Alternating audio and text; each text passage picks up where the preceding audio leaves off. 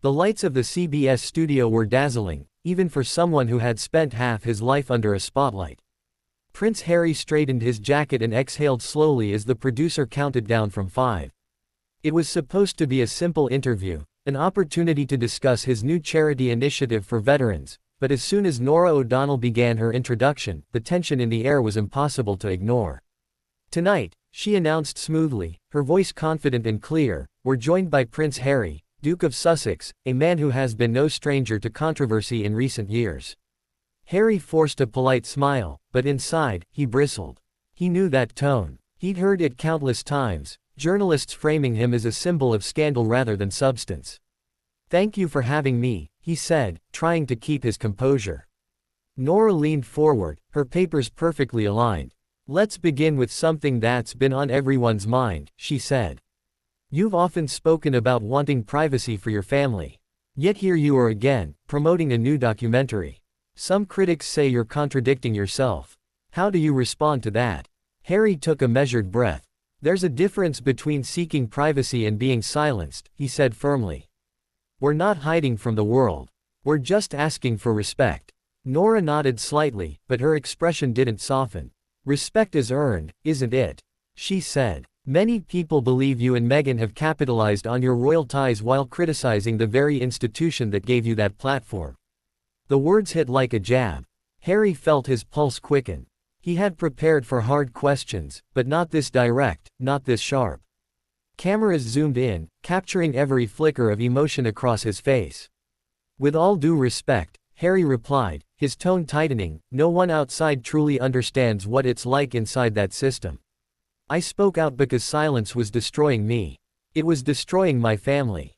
Norah's blue eyes locked onto him. "And yet," she countered, "you continue to use royal titles, royal connections, and royal events to promote your causes. Isn't that a bit contradictory?" Harry blinked. For a second, he looked genuinely hurt. "You think my service to veterans is about titles?" he said, voice low but steady. "I served 10 years in the British Army. I've lost friends in Afghanistan. This project isn't about fame, it's about those who gave everything." The studio fell quiet. Even the crew seemed unsure whether to cut to commercial. But Norah pressed on, sensing the intensity building. "No one doubts your service," she said, "but public perception matters. Do you ever think your personal grievances overshadow the causes you're trying to support?" That was it. Harry leaned forward, his composure slipping. "You talk about perception like it's something I control," he said. "Every word I say gets twisted. Every act of compassion is called a stunt. Tell me, Norah, how would you handle being vilified for trying to protect your wife and children?" For a moment, Norah didn't answer. The silence stretched uncomfortably long. Then she smiled, a practiced, media-trained smile that barely hid the tension.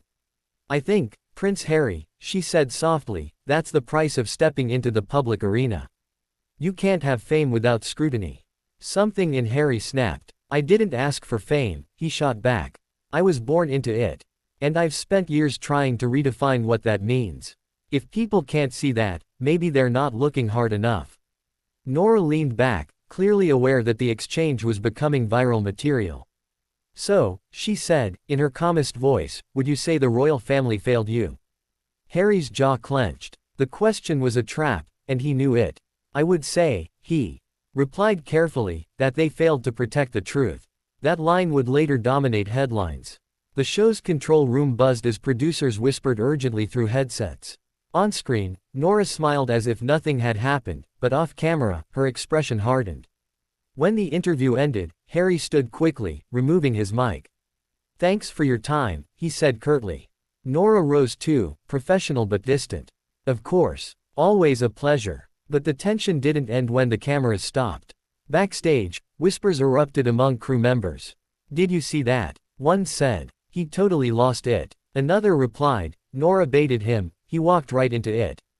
Within an hour, clips of the exchange were trending online. Prince Harry snaps on live TV, Norah O'Donnell humiliates royal guest. Social media exploded. Some sided with Harry, praising his honesty. Others mocked his outburst, calling it another royal meltdown. Meanwhile, Harry sat alone in the green room, staring at his reflection in the mirror. His face was pale, his tie slightly crooked. He rubbed his temples and muttered to himself, "You did what you came to do. Don't regret it." Outside, a producer knocked. "Prince Harry, your car's ready." He nodded, grabbed his jacket, and walked past the cameras, the lights, and the whispers.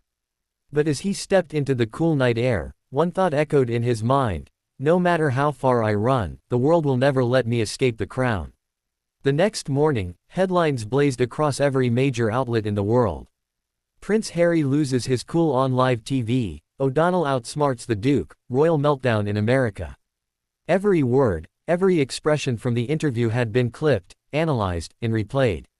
In Montecito, Meghan scrolled through her phone, her brow furrowed. She looked up as Harry entered the kitchen, still in a gray t-shirt, his eyes weary. "It's everywhere," she said softly. "You're trending again." Harry sighed, rubbing his face. "Of course I am," he muttered. "They didn't care about the Veterans Project, did they? They just wanted a headline." Meghan set the phone down. "You knew she was going to push you," she said gently. "But you held your ground." Harry shook his head. "No, I lost my temper. And now everyone thinks I'm some fragile prince who can't handle a few tough questions." Before Meghan could reply, his phone buzzed. A message from his aide: "Buckingham Palace refuses to comment but sources call your remarks deeply disappointing." He stared at the screen, his jaw tightening. "They'll never stop, will they?" he whispered. Later that afternoon, the clip reached London. At the palace, a senior press officer stood before King Charles, playing the video on a tablet. The king sat silently, his expression unreadable. When the clip ended, he simply said, "He's still angry. But I understand why." Camilla placed a hand on his arm. "Charles, the press will twist this into something ugly. They'll call it another attack." The king sighed. "Let them. I'm his father, not his judge." Across the Atlantic, however, the media storm only grew fiercer. Talk shows dissected the exchange frame by frame. One anchor remarked, "Prince Harry's credibility is slipping, people are tired of his grievances." Another countered, "He spoke with passion. Maybe he's just being human." That night, Harry's charity manager called with grim news. "Sponsors are hesitating," she said. "They're worried about the negative publicity from the interview." Harry closed his eyes, exhaustion creeping in. "So one heated moment cancels out everything I've done." "I'm afraid that's how it works, sir," she replied quietly. Meghan found him later on the patio, sitting alone, the California sunset painting gold over the hills. "You can't let them win," she said softly, taking a seat beside him. "You've been through worse." He didn't answer right away. "I keep thinking about what she said," he finally murmured. "You can't have fame without scrutiny." "Maybe she's right." Meghan looked at him thoughtfully. "Maybe. But fame isn't the problem, Harry. It's what you do with it." Her words lingered in his mind that night as he stared out the window. The world saw only the angry prince, but he knew there was more to the story. And if they refused to listen, he'd find a new way to tell it. 2 days later, Harry appeared again, this time not on a talk show, but in a live-streamed address from a veterans center in San Diego.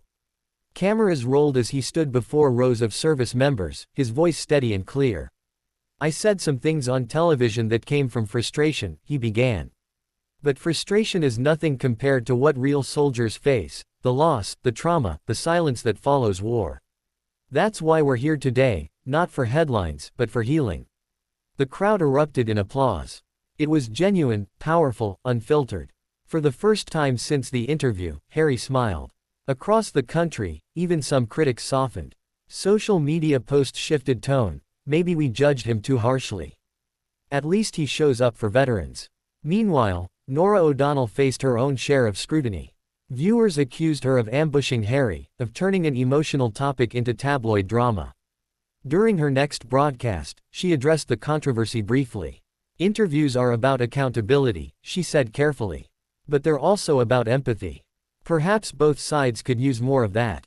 Behind the scenes, producers whispered that Norah hadn't expected such backlash. Her calculated questions had made for viral television, but not the kind of praise she was hoping for. In London, King Charles watched Harry's San Diego speech in silence. When it ended, he turned to his aide. "Tell the press office," he said softly. "No response from the palace is necessary. Let his actions speak." That evening, Harry received an unexpected message, an email from his father's private secretary. His Majesty watched your speech today. He was proud. Harry read it twice, his chest tightening. After a long pause, he typed back, "Thank you. That means more than you know." For the first time in years, he felt a small bridge forming, fragile, but real. As the sun set over California, Harry sat beside Meghan on their porch. "It's strange," he said. "One bad interview, and the world decides who you are. But one honest moment can change everything back." Meghan smiled faintly. "Maybe that's your power, Harry. Not your title, not the crown, but your truth." He nodded slowly, watching the last light fade behind the hills. "Then I'll keep telling it," he said. "No matter who tries to twist it."